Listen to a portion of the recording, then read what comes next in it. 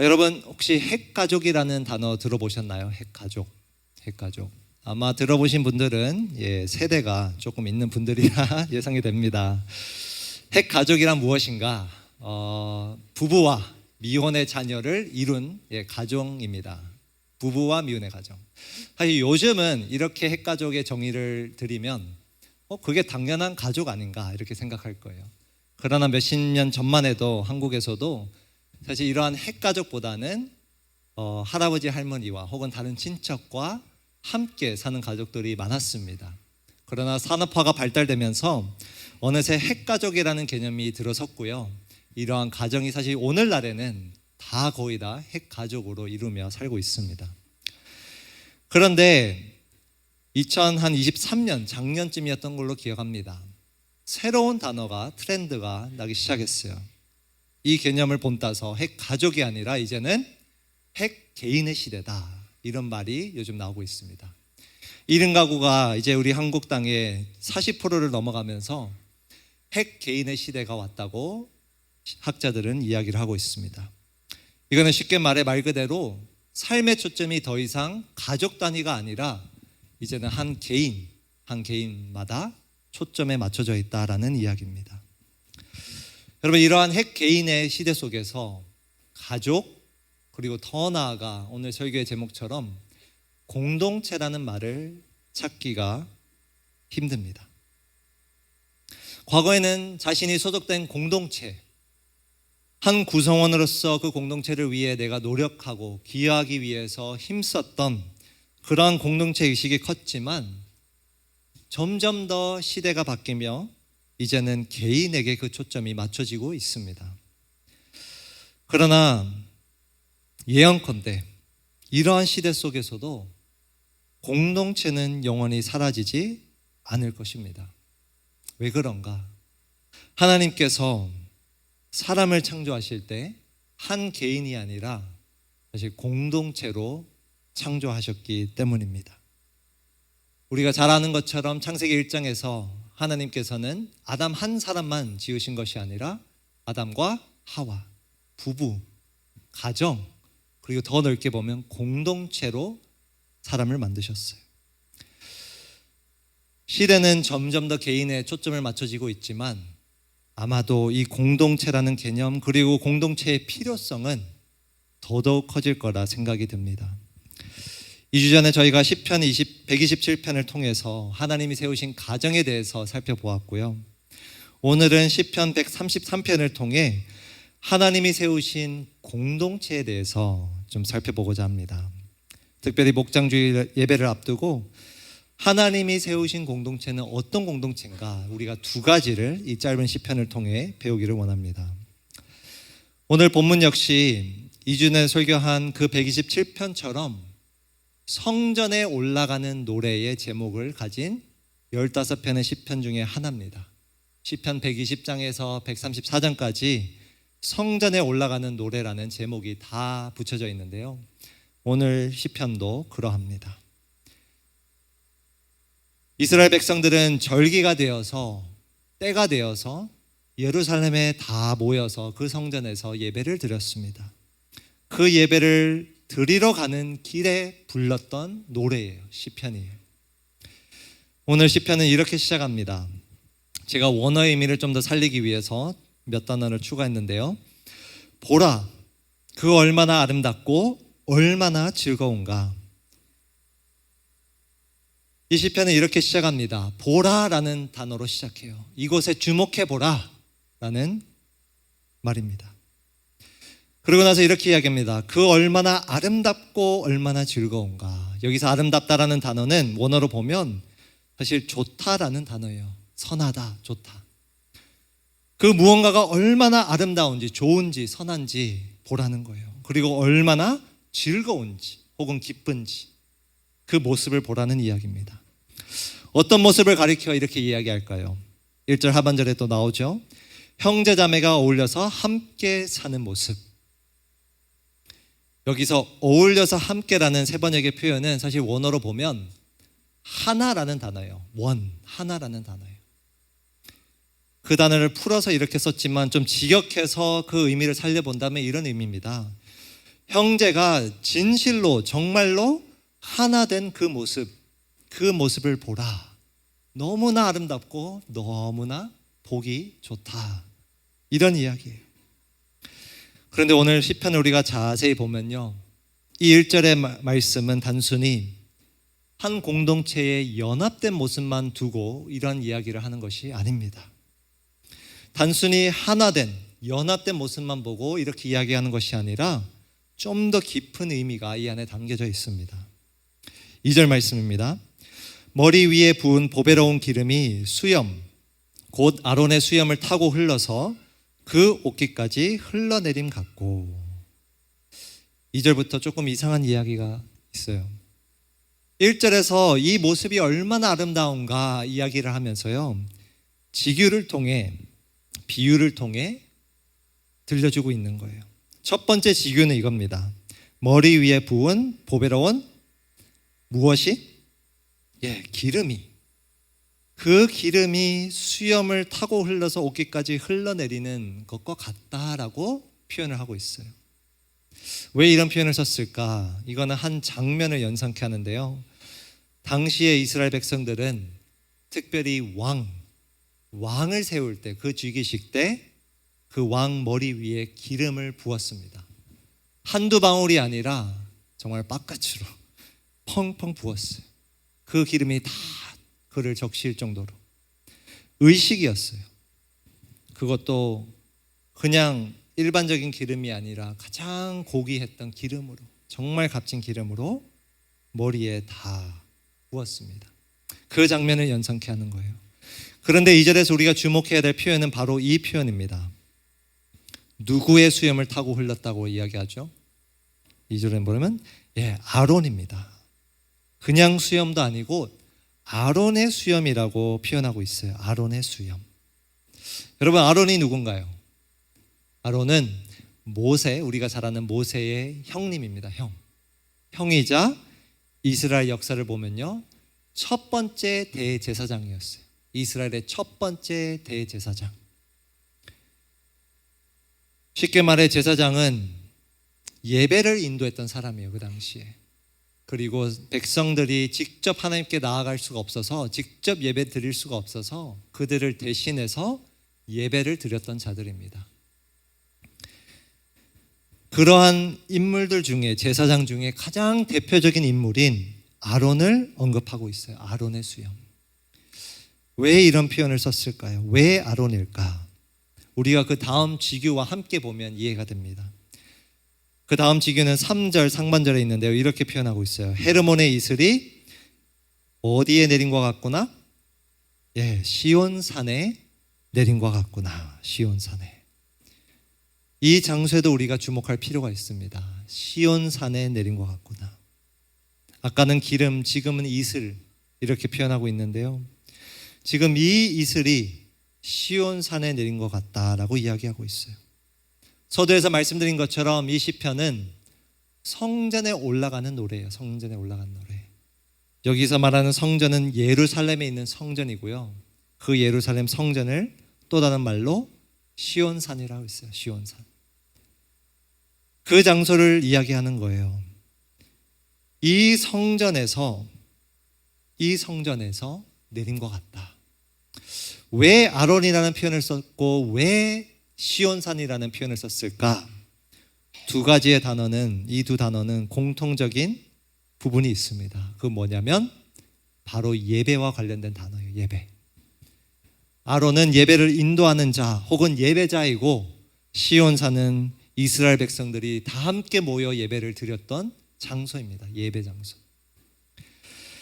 1절 말씀 우리가 다시 보면, 왜 시편 기자가 보라, 얼마나 아름답고 얼마나 즐거운가, 어떤 모습을 보고 이렇게 표현하고 있는가? 단순히 연합된 모습이 아니라 다 함께 모여서 하나 되어 하나님을 예배드리는 그 모습을 보고 이야기하는 겁니다. 예배드리는 그 모습을 보고, 이스라엘 백성들이 다 함께 이 절기의 때에 다 함께 모여 그 성전에 모여서 예배를 드리는 모습을 보고 이렇게 표현한 거예요. 1번 대지인데요, 하나님이 세우신 공동체의 특징은 첫 번째 무엇인가? 바로 다 함께 모여 예배를 드리는 공동체입니다. 다 함께 모여 예배를 드리는 공동체. 여러분, 이 세상에 공동체 정말 많죠. 오늘 목장에 가서도 여러분들이 한번 그런 나눔을 해보면 좋겠어요. 나는 교회 외에, 교회 말고도 세상에서 어떤 공동체에 속해 있는가? 수많은 공동체가 이 세상에 존재합니다. 그런데 모든 공동체는 다 하나같이 특징이 있어요. 모이는 이유가 있어요. 어떤 것에 의해 그 공동체가 형성이 됩니다. 어떤 공동체는 취미에 의해서, 취미에 의해서 모이고, 또 어떤 공동체는 특정한 어떤 사업을 위해, 그 사업에 의해서 모입니다. 또 어떤 공동체는 학연, 지연, 이런 것에 의해 또 형성이 되고 모입니다. 여러분, 그렇다면 하나님이 세우신 공동체는 무엇을 위해 모일까요? 무엇에 의해 우리는 하나가 될까요? 오늘 말씀은 이렇게 이야기해 주고 있습니다. 하나님의 세우신 공동체는 하나님을 예배하기 위해 하나로 모인다. 하나님을 예배하기 위해 한 몸이 된다라는 사실을 우리에게 알려주고 있어요. 여러분, 이 사실을 절대 잊어서는 안 됩니다. 우리 청년부가 왜 매주 오후 2시에 이곳에서 예배를 드릴까요? 이것은 단순한 종교적인 습관을 따라 모이는 모임이 아닙니다. 단순히 서로 잘 알아가기 위해, 서로 같은 지역에 사니까 단순히 그 이유만으로 우리가 정기적으로 모이는 것이 아닙니다. 왜 우리는 매주 모이는가? 바로 이곳에서 다 함께 모여 하나님을 예배하기 위해, 그 하나님을 예배하기 위해 이곳에 우리는 모여 있습니다. 몇 주 전에 우리 신흥기초반에서 나눴지만, 오늘날 우리가 드리는 이 예배, 신약 시대의 예배는 사실 이전에 예수님이 오시기 이전에 구약의 예배, 이스라엘 백성들이 드렸던 예배와는 정말 다른 모습입니다. 같은 하나님을 예배하지만 구약 시대에는 정해진 시간과 장소가 있었습니다. 반드시 그 예루살렘 성전에서 모여야 됐고, 반드시 그 절기에 모여 하나님을 예배 드렸어야만 했어요. 심지어 자신이 직접 예배 드리러 갈 수도 없어서 제물을 가지고 나와서 제사장에 드리고, 그 제사장이 어떻게 보면 대신 예배를 드린 셈이에요. 그러한 구약 시대를 넘어 지금은 어떤가요, 예배가? 사실 우리 마음대로 편하게 우리는 우리가 정한 시간과 장소에서 어떤 곳이든 어느 시간대이든 그때 그 시간에 그 장소에서 예배를 드릴 수 있는 자유함이 있어요, 이제는. 그리고 이제는 예수님의 그 보혈로 말미암아 다른 사람이 나를 대신해 예배 드리는 것이 아니라 이제는 나 자신이 직접 이곳에 모여서 하나님께 직접 예배를 드릴 수 있는 것입니다. 거룩한 하나님의 존전의 임재 앞에 우리가 예배를 드릴 수 있는 특별한, 아주 특별한 예배의 권한이 주어진 거예요. 여러분들, 우리가 한번 솔직하게 돌아봅시다. 오늘 우리가 드리는 이 예배, 오후 2시에 드리는 이 예배, 주일날 드리는 이 예배, 우리에게는 하나님을 예배할 수 있는 놀라운 특권이 주어졌지만, 그럼에도 불구하고 이 놀라운 특권 속에서 다 함께 모여드리는 이 예배의 자리가 너무나 안타깝지만 점점 더 가벼워지고 그 특징이 점점 흐려지고 있는 시대에 살고 있습니다. 모두가 경험했지만 코로나 팬데믹을 겪으며 그 온라인 예배가 한번 자리 잡으며 사실 이제는 이 현장의 예배가 옵션이 되었어요. 때가 되면, 시간이 되면, 몸이 허락하면, 체력이 허락하면 나오는 곳이 이 장소예요. 조금만 바쁘고 조금만 아프면 편하게 이제 홀로 예배를 드릴 수 있고, 아니 이제는 그 온라인 예배조차 사실은 잘 드리기도 힘든 그러한 시대에 우리가 살고 있습니다. 여러분, 우리가 함께 모여 드리는 이 예배가 계속 가벼워지고 그 의미가 퇴색이 된다면 하나님이 세우신 이 공동체는 우리가 세상에서 경험하는 그 세상의 공동체와 별반 다를 바가 없어질 것입니다. 같아질 거예요.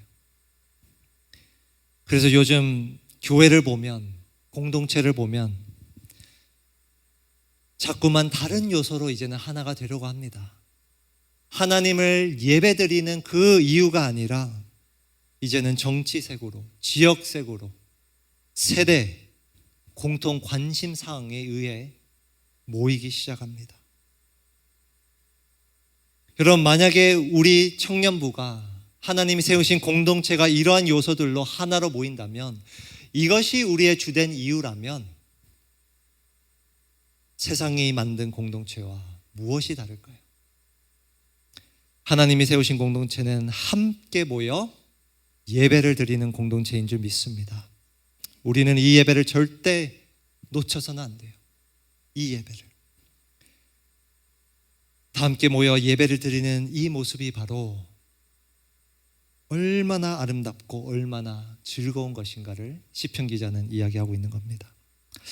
다음 주일 우리 목장별로 예배를 드리는데요, 이 말씀을 근거로 당부드립니다. 여러분들이 정한 시간과 장소에서 다 모일 텐데, 사실 어떤 면에서는 좋잖아요. 집에서 모이고 또 밖에서 교제도 할 수 있고 그런 이유도 있지만, 우리가 목장 주일 예배를 드리는 이유 중에 하나는 예배의 본질을 깨닫기 위함입니다. 우리가 이곳에 안 모여도 어디서든 하나님을 진정 찬양할 수 있다, 이것을 우리가 경험하기 위해.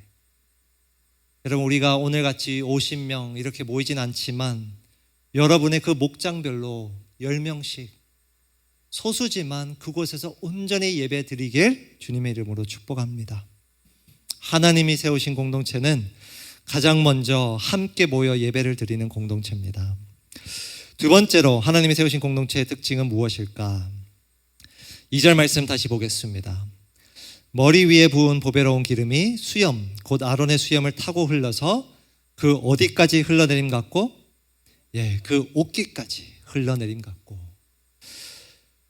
시편 기자는 아론이라는 이 수염도 강조하지만 사실 2절에서 또 강조하는 바가 또 있습니다. 그 무엇인가?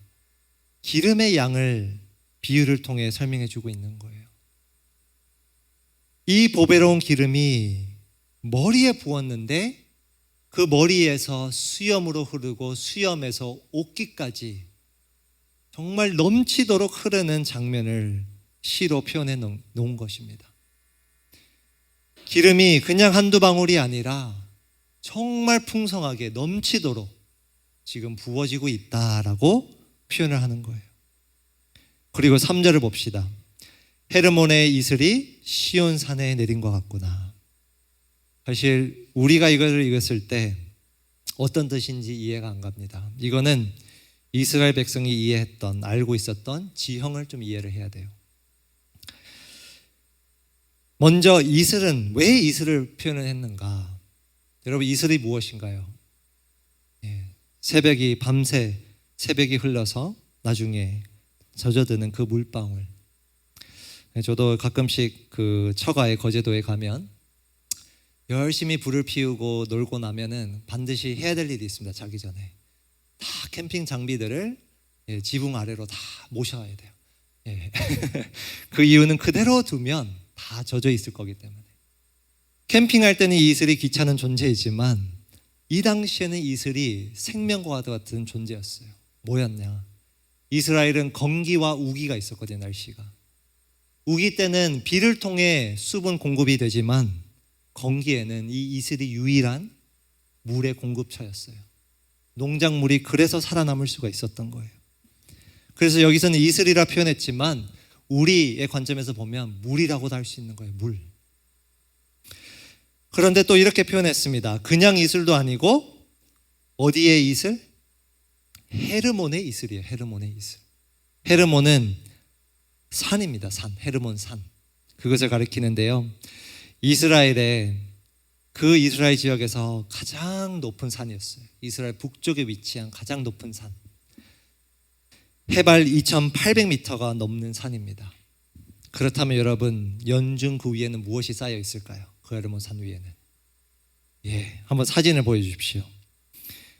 이것이 오늘날 헤르몬의 산입니다, 여러분. 헤르몬 산. 눈이 덮여 있던 곳이에요. 그런데 여러분, 이 눈이, 헤르몬 산의 눈이 녹아서 어디로 흘러가는가? 우리가 잘 아는 요르단 강이에요. 요르단 강. 이스라엘 나라를 관통하는 우리나라의 한강과도 같은 너무나 중요한 강. 이 강을 수백 킬로미터를 흘러서 시온산이라는 곳이 있는 거예요. 수백 킬로미터가 떨어진 헤르몬산과 시온산의 위치에 여러분 짧은 구절이지만 3절을 다시 보시면 헤르몬의 이슬이 시온산에 내린 것 같구나. 이건 무엇을 뜻할까요, 여러분? 헤르몬에 있는 그 눈, 그 물, 그게 얼마나 넘치는지 그게 수백 킬로미터 흘러와서 시온산에게도 그 물을 공급해 준다는 말입니다. 그 이야기예요. 2절과 3절에 있는 두 지교는 공통적으로 무엇을 말하고 있는가? 기름도 물도 넘쳐난다는 거예요. 넘쳐난다. 그리고 이 기름과 물이 공통적으로 흘러내린다라는 표현이 강조되고 있습니다. 2절 3절을 다시 보시면 원어로 보면 다 같은 단어인데요, 3번 반복돼요. 수염 곧 아론의 수염을 타고 흘러서 그 옷깃까지 흘러내림 같고, 같은 단어예요, 원어로는. 그리고 시온산의 내림과 같구나. 이것도 다 흘러내리다라는 히브리어 단어입니다. 흘러내리다. 여러분, 이거는 단순히 중력을 말하는 것이 아니라 특별한 의미가 있어요. 왜 흘러내린다라는 표현을 썼을까? 3절 하반절 말씀 우리 한 목소리로 함께 읽겠습니다. 시작. 주님께서 그곳에서 복을 약속하셨으니 그 복은 곧 영생이다. 주님께서, 하나님께서 그곳에서, 여러분 여기서 그곳이 어딜까요? 시온산, 그리고 아론의 머리, 그리고 1절에 보였던 하나님의 백성이 다 함께 모여서 예배드리는 그 장소를 이야기합니다. 그 장소에서 하나님께서 복을 약속하셨다. 직역하면 명령하셨다는 표현이에요. 명령하셨다. 이거는 무엇을 가리키는 표현인가? 하나님께서 그곳에 복을 흘러내리신다는 표현이에요. 하나님께서 그곳에 복을 넘치도록 부어주신다라는 의미입니다. 그것을 이 시편 기자는 두 지교를 통해 이야기하는 거예요. 기름이, 물이 흘러넘치는 것처럼 하나님께서 하늘의 복을 하나님의 백성이 예배드리는 이곳에 부어주신다, 흘러내려 주신다라고 이야기합니다. 그런데 그 복이 무엇인가? 맨 마지막에 이렇게 표현되어 있죠. 그 복은 곧 무엇이다? 영생이다. 영생이다. 원어로 보면요, 한 단어가 아니라 표현입니다. 지극하면 이런 표현이에요. 영원까지 이르는 생명. 영원까지 이르는 생명. 저는 이 표현이 너무 중요하다고 봅니다. 영생하면 우리는 죽고 난 이후의 삶만 생각하지만 시편 기자는 그런 뜻이 아니었어요. 영원까지 이르는 생명. 무엇을 말하는가? 지금 예배드리는 이 순간에도 부어주시는 복이라는 거예요. 지금도 부어주시고 영원까지 부어주실 복이라고 이야기하는 겁니다. 생명의 복. 이것이 하나님이 세우신 공동체의 두 번째 특징이에요. 2번 대신데요, 하나님이 세우신 공동체는 하나님의 풍성한 복을 누리는 공동체입니다. 하나님의 풍성한 복을 누리는 공동체. 하나님의 복을 왜 영원까지 이르는 생명이라 표현했을까요? 우리가 함께 모여드리는 이 예배를 통해 우리는 도대체 어떤 생명을, 어떤 복을 지금 누리고 있을까요? 함께 모여드리는 이 예배를 통해요, 우리는 새로운 힘을 얻습니다. 새로운 부흥을, 회복을, 그리고 생명을 경험하는 거예요. 여러분, 우리가 한 주 동안 세상에서 치열하게 살아가며 때로는 실패도 맛보고 낙담도 하고 슬픔에 잠기기도 하지만 다 함께 모여 드리는 이 예배를 통해 하나님께서는 그의 복을 영원까지 이르는 그 생명을 우리에게 부어주십니다. 이 예배를 통해 우리는 새로운 힘을 얻는 거고, 도전을 받는 것이고, 그리고 새롭게 또 한 주를 살아가는 겁니다. 이게 우리에게 주신 복이에요. 넘쳐나는 복. 우리가 정말 마음 다해 하나님을 예배할 때, 정말 한 몸이 되어 그 하나님을 높이고 예배하는 마음으로 이 말씀을 나눌 때에 하나님께서는 이곳에 복을 부어주시는 줄 믿습니다. 바로 이 장면을 보고 시편 기자는 그래서 이렇게 얘기한 거예요, 여러분. 1절에 보라, 그 얼마나 아름답고 얼마나 즐거운가. 그래서 이렇게 외쳤던 거예요. 함께 모여 예배드리는 그곳에서 하나님의 복이 마치 정말 그 기름이 머리부터 옷깃까지 넘쳐 흐르는 것처럼, 헤르몬의 산에 있는 그 눈이 시온의 산까지 이르는 것처럼, 넘쳐나는 것처럼, 보라, 그 얼마나 아름답고 즐거운가. 그렇게 외쳤던 거예요. 이 시간 말씀을 마치며 이런 질문을 드리고 싶어요, 여러분. 여러분은 이 복을 누리고 계신가요? 이 복을 누리고 계신가요? 우리가 하나님과의 개인적인 관계 안에서 누리는 복도 있지만, 분명 하나님이 세우신 공동체 안에서, 특별히 다 함께 모여 예배를 드리는 이 공동체 안에서 우리가 누릴 수 있는 풍성한 복이 있습니다. 이 복을 우리가 이 청년부 안에서, 또 그리고 우리 목장 안에서 정말 누리길 원합니다. 여러분, 저와 여러분이 형식적으로 이곳에 모인다면, 예배가 아닌 다른 이유로 우리가 이곳에 온다면, 목장 모임을 정말 예배의 마음이 아니라 그저 한 시간을 때우기 위해 우리가 임한다면 이러한 복을 누리기는 힘듭니다. 그러나 정말 우리가 매 주일마다 하나님을 예배하기 위해 모이고 예배하는 마음으로 우리가 그 목장 모임을 진행하고 그 말씀을 나눌 때 하나님께서는 분명 약속하십니다. 영원까지 이르는 생명을 이곳에 넘치도록 부어주겠다. 저는 우리 청년부가 이러한 공동체가 되길 소원합니다. 그저 습관을 따라 매주일 2시에 이곳에 모이는 게 아니라 정말 이스라엘 백성들이 예배를 드리기 위해 그 성전에, 이스라엘 성전, 예루살렘 성전에 모인 것처럼 여기 있는 모든 분들이 한 분 한 분이 예배를 위해 모이고 예배를 드리며 예배 가운데 교제하며 이 하나님의 복을 풍성히 누리는 우리 청년부가 되길 주님의 이름으로 축복합니다.